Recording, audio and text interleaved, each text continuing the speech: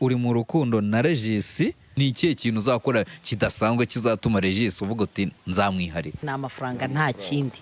Yakundanaga n'abakobwa badafite amafaranga se? Nanjye nakundanaga n'abasaza ahubwo batayafite. Nawe agakundana n'abakobwa bakennye cyangwa se we kubera ko akennye bakamwangira ubukene bwe. Ubwo rero nyuma yuko Queen yifatiye nizo ubwo nawe wahise wifatira uyu nguyu. Uyu ni wanyifatiye. Mbere namufataga nk'umubyeyi. Mvuga ati kubera kose ni mama. Nyuma arambwira ati ibintu bivemo by'abana n'iki n'iki.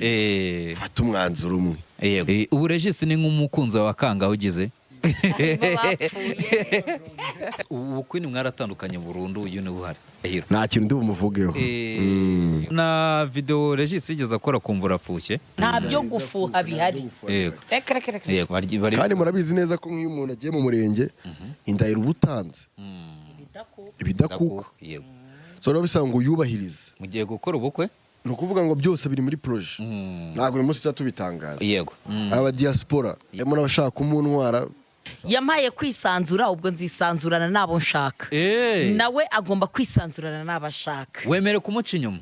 Byose turabyemerewe, nawe ubwe warabyemerewe.